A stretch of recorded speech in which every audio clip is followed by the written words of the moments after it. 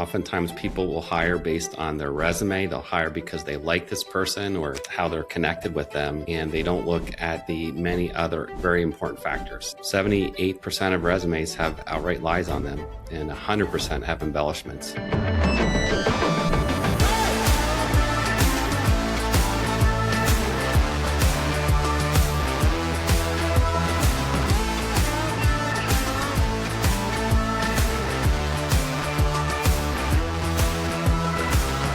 Most firms survive, the best ones scale. Welcome to the Managing Partners Podcast, where law firm leaders learn to think bigger. I'm Kevin Daisy. Let's jump in. What's going on, everyone? Welcome to another episode of the Managing Partners Podcast. All you lawyers out there listening, thanks so much for tuning in. As always, I appreciate you. And excited to have some experts in here that we haven't had before. So we have Alec Broadfoot today. He focuses on placing great people and building awesome teams. And so hopefully we can learn a lot from Alec today. And I will be sharing alongside him as we riff today. So it's going to be fun. So Alec, welcome to the show. That's great to be here, Kevin. Yeah. So you're out of Ohio, you said Columbus, Ohio? Mm-hmm. Awesome. Sounds like a booming area, a growing city. Well, introduce yourself and tell us more about your company and what you specialize in. Yeah. So I'm CEO of a company called Vision Spark, and we help find and hire great leaders for organizations, small to mid-sized businesses. We have a few specialties where we're really good at finding that number two, that integrator position to match with the owner or owners, that match their culture and core values and make sure they're fit. We do a really good job with that senior sales and marketing position, as well as other leadership positions. We've been in business since 2012, so we're 14 years now. I've been running on EOS since about 2015, and we've been a part of the EOS conference 9 of the last 10 years. That's awesome, man. I love it. You're speaking my language right now. So it's interesting. I was telling Alec, I'm not sure when these episodes will go, but I just had Craig Goldenfarb on the show, and we were talking about EOS. And for those lawyers listening that want to be lawyers primarily, and you want to grow your firm, that you have to find those other people. You have to build that C-suite. You have to have that number two. I think that is super important. If you want to grow a business and still be the lawyer, that's fine. But there's roles that need to be filled if that's the case. So it's a good segue from my last conversation. So Alec, my wife is a recruiter for many, many years. She places high-end technology people and programmers at various organizations around the country. Mm-hmm. So I know a little bit about that space. But she's more of a contract placement, right? They don't match up with core values. They're not there as a full-time person. They're more contract. So it's definitely a different world.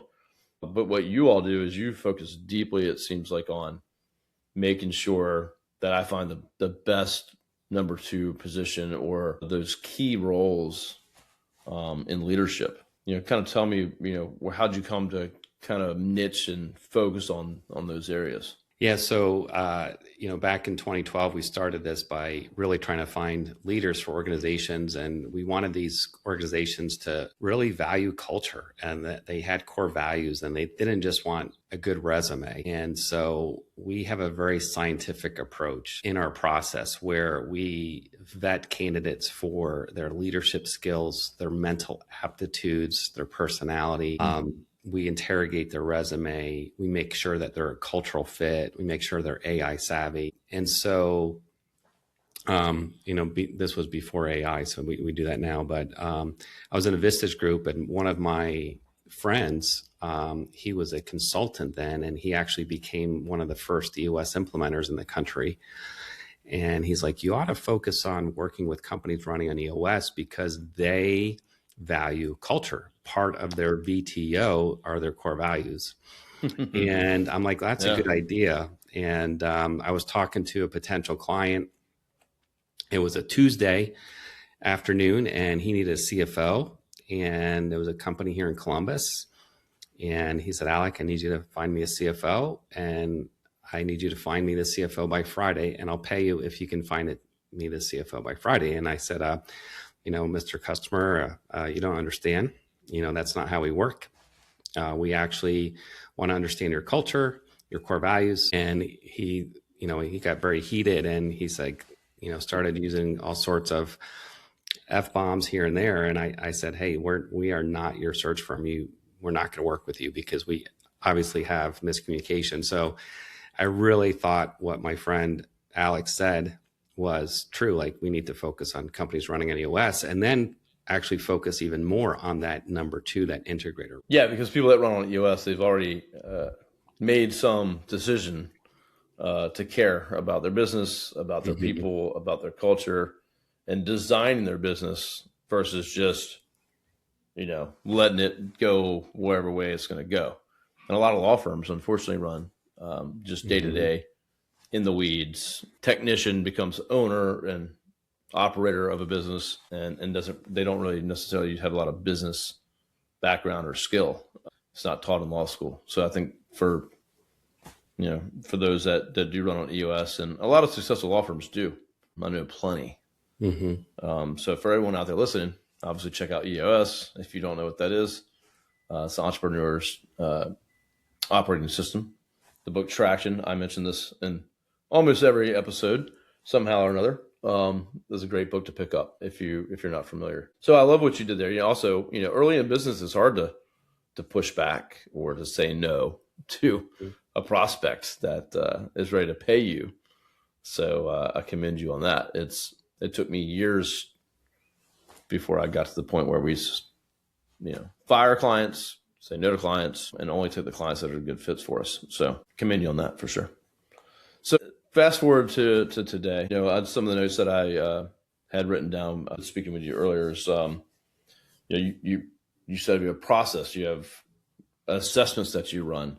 One of the things that you mentioned a lot of things there that you kind of check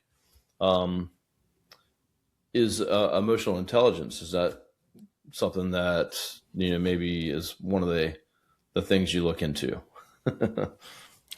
We definitely check a variety of things. Emotional intelligence is one of them. So, we look at mental aptitudes, we look at learning style, mental acuity, and then we also evaluate someone, we call it emotional development. So this measures how tolerant they are of themselves and others.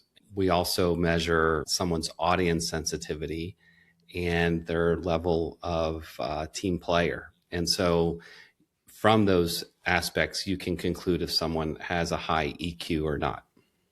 Excellent. No, I love that. It's actually, we have a book club within our company. If anyone wants to join it, we buy the book and send it to them, and we meet once a week.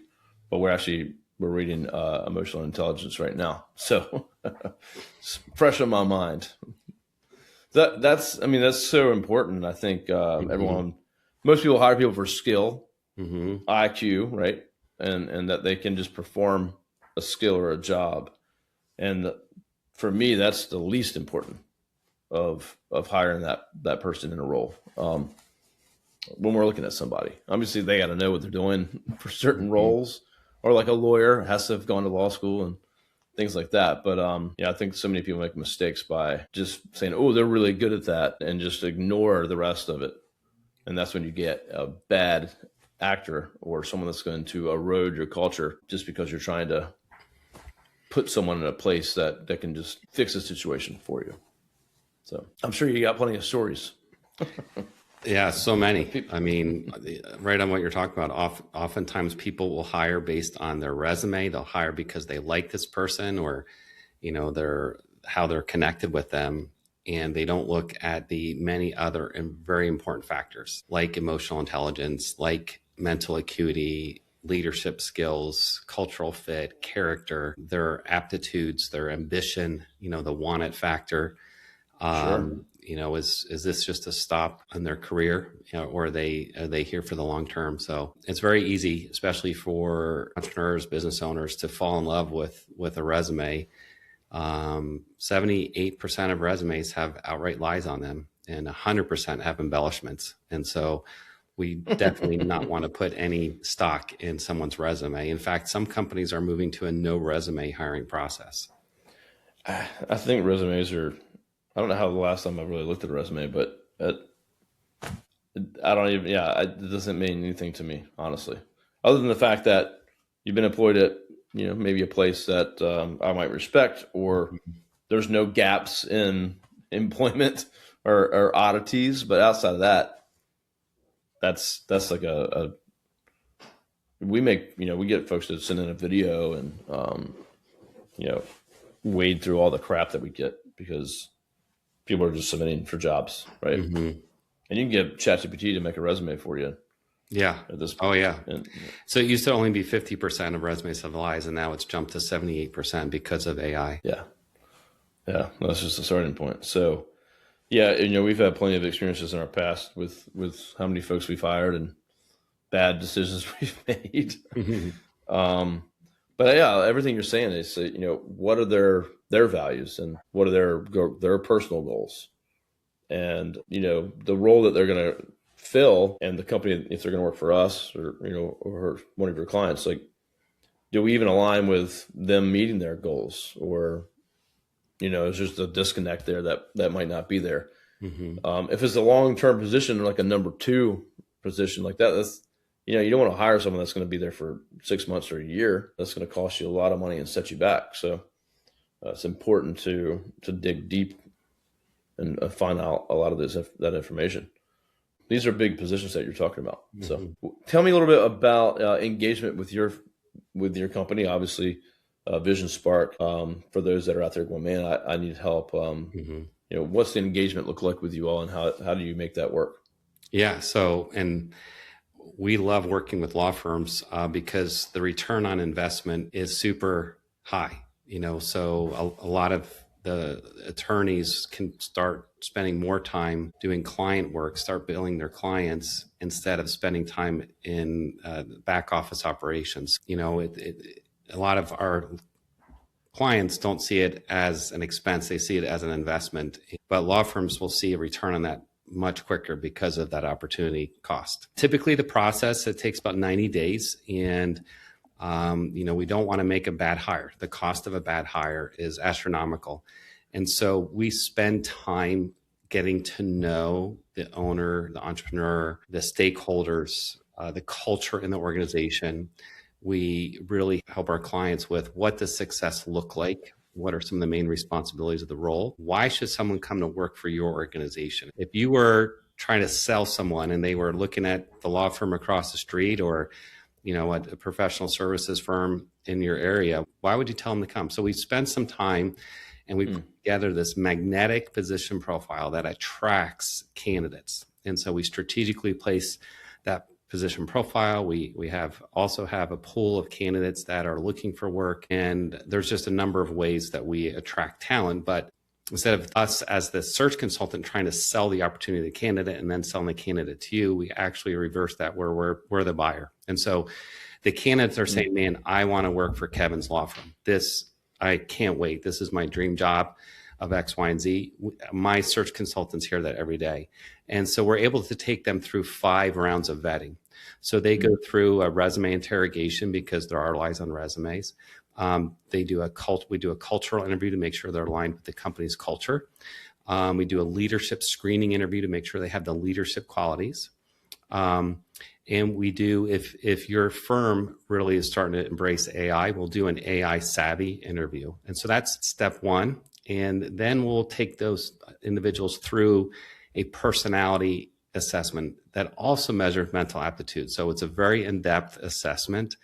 You could have someone that has the best resume, the best culture. They could have, the best DISC or Colby or what have you. But if they don't have the strategic thinking skills to be a number 2 leader, you don't want to hire them. And so our assessment actually measures mental acuity, which is problem solving, strategic thinking, critical thinking, memory retention, vocabulary, which measures their ability to communicate, numerical perception, which measures their attention to detail. So that's just the mental aptitudes part. And then there's 10 personality dimensions that we measure. And so based on those personality dimensions, we know if they're going to perform well on the job. If they do well on that step, then we put them through a leadership study interview, which ranks them in 12 areas of what makes a great leader. Wow. This interview is so important that our clients generally will pick the candidate that has the highest score in this interview. And so we'll start with dozens, sometimes hundreds of candidates. We'll do all this vetting so the client doesn't have to. And at the end, our client will have 2 to 3 candidates to choose from. We'll set them up for interviews. We'll give interview questions. We have a scorecard that we provide on the client and all the different areas that we've measured. So it's kind of like a quick overview and a very quick executive snapshot of that person. And then you'll interview them, and from those 2 or 3 candidates, you'll decide who you want to move forward with next. The hiring process doesn't stop after you make an offer and the person accepts. So we'll meet with you to make sure that they're being onboarding correctly. They know what success looks like. We'll actually do we'll go over their personality assessment with you. And I failed to mention that we actually have the owner, the hiring manager, take that same assessment. So we can, in the end, we can communicate how you're going to work together. What are some easy ways? What are some difficult ways? So awesome. I love that. Yeah. So that's our process. I say it's in a nutshell. There's 5 steps, but really backstage, there's about 65 steps that we do for our clients to hire A players. Wow, that's extensive. That's awesome. I love that. And you started this with saying how costly a bad hire can be, and it really is. It's if you could do the math, sometimes it's hard to kind of calculate, but especially at a high level like this position you're talking about, the second of the integrator. So I love that. So it was kind of, I love how you said too, it's kind of like the law firm or the client has to sell themselves to you, and you have to learn everything about them. I feel like a lot of companies are like, hey, we're hiring, so you guys out there, you're lucky that you get a chance to maybe work here. And that's just not how it's going to go, right? Like, why would they want to work there? We need to uncover everything and put it out there to attract the best talent. But at the same time, that talent has to prove themselves. So you're kind of making both sides, come clean to the table and prove themselves. And you end up with this magical pairing that works out for both sides versus we hope it just works out. 5 hires in, maybe 1 fits, but that's a lot of time, and it costs hundreds of thousands of dollars to make a bad hire. Yeah, the success rate is about 1 in 5. So Gallup actually did a study, and their studies are very thorough, but they said 82% of the time companies fail to choose to hire the right leader. Well, I made that setup on the spot, but I was close. Yeah, you were super close there, right? And then it could cost up to 14 times their annual salary, plus about 300 hours of time. Wow. Yeah, so you're talking about a 6-figure position in this case. Yeah. Yeah, that's a lot. And we've been there. We've done it. I have 65, I think, roughly right now, full-time folks. And so we've seen the good, the bad, the ugly, and every hire is important, even down to, an admin assistant at this point. Yeah. We had this pretty thorough process. So the fact that you guys do all that for the client is quite impressive. Necessary. Yeah. So lawyers, if you're listening out there and, you're growing your firm, you don't have these expertise or skills in place, you're a lawyer. You got to think about, how do I take this firm to the next level? How do I bring someone in to fill these roles? Also EOS, I mentioned that a minute ago, but he's decided to follow firms that run on EOS for a reason, because they get it. They know their numbers. They have core values. They have some of these basics in place. Trying to get anyone to just understand all that just because they want to hire or use Vision Spark would be quite difficult. So, now, do you work with companies that don't do EOS, or is that kind of like a golden rule for you? Yeah, most of our clients run on EOS or some sort of operating system like EOS. What we love about companies running on EOS is they really value culture and core values. And so if they don't run on EOS, they use a different operating system. We really want to make sure that culture is really important to them. And they just don't want a great resume. They actually want someone that fits within their culture. We're looking at, would you as the owner enjoy working with them, and would your team enjoy working with them? Those are 2 big questions. Yeah. You're not a body shop. So, yeah. And have you heard of Bloom? Yeah. Bloom. That's actually, we use Bloom as our our software, I guess, our application for, running our L10s and our to-dos and issues and headlines. Yeah. Okay, cool. Yeah, John Glahn is a Mhm. friend of mine, and he's been on this podcast before. And Yeah, I know John. yeah, okay, cool. I didn't know that. Didn't know you knew John. Small world on the Managing Partners podcast. It is. It is. Yeah. Yeah. So, I mean, that's the kind of people we like to talk to and hang out with, and how we run our companies. So, yeah, core values are so important, and culture. We've even gamified it to some degree. We have our core values are used every single day by every single person in the whole company every single day. So that's how important we think they are.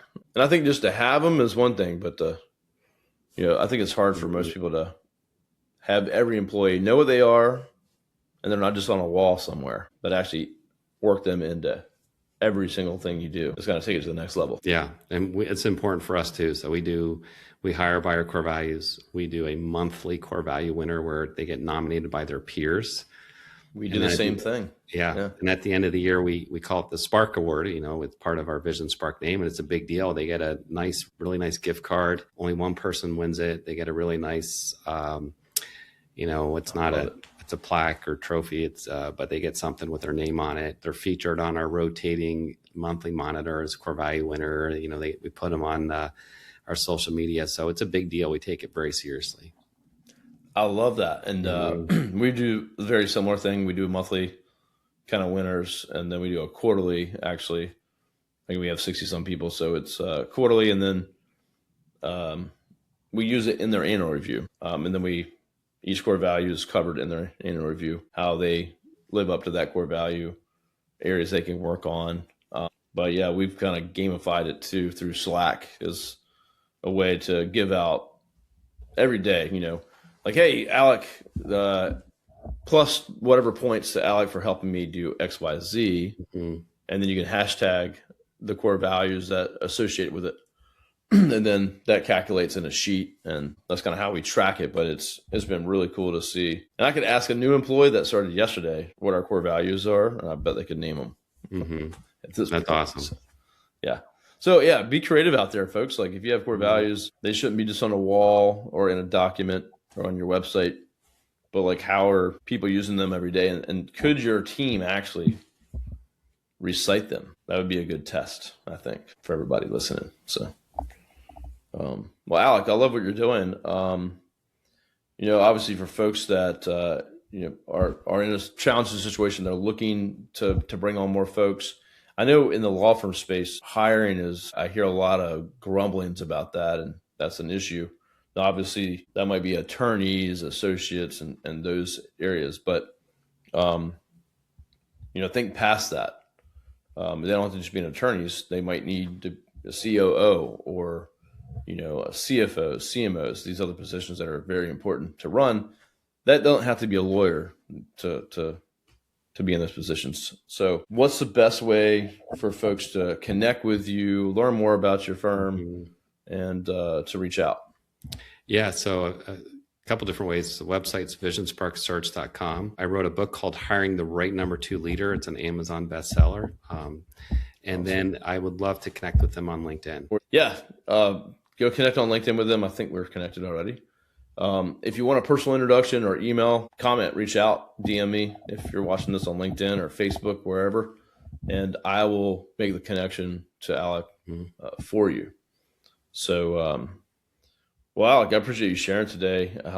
Super important stuff. I love how kind of intense your process is, but it's for good reason. And it sounds like if someone really wants to get that perfect fit for a very important position in their firm, that Vision Spark is a great partner to talk to. So, and if I could share one more thing, Kevin. Sure. Yeah, absolutely. Attorneys probably do not like it when their clients try to be lawyers without them. They try to practice law. They look on ChatGPT or other AI, or they write contracts themselves. And, lawyers are probably like, let us do that. We are trained. We are experts at this. We've gotten degrees. We have tons of experience. And I would say the same is true when it comes to hiring. We outsource whatever we're not an expert in. But when it comes to hiring, for some reason, we don't outsource that to an expert. And so my encouragement is to think of hiring like you would law. And, there are experts out there who are really good at hiring. Yeah, that's a very good point. I think, I do marketing for law firms. It's the lawyers shouldn't be managing their website or doing all the marketing themselves. They need to be knowledgeable. They need to understand it. But you should bring in experts and either hire experts or bring in experts. But totally agree with you. And I think to your point, I feel like hiring is one of the ones that we feel like we can just do ourselves and not get outside help. But the cost of it, the time, the energy, just to hire the person is immense, not to mention if you make the wrong hire. Good thoughts, good lessons. Alec, I appreciate you sharing. I love that you're into EOS and traction and core values. These are all important things that every firm listening to needs to embrace and get on board with. It'll be a night and day difference in your business for sure. All right, Alec, well, appreciate you sharing. Everybody go check out Vision Spark. Connect with Alec on LinkedIn, and thank you for tuning in to another episode. Alec, anything else before we go? No, great. Thank you so much, Kevin. All right, well, stay on with me. Everyone else, thank you so much again for tuning in, and we'll see you on the next episode.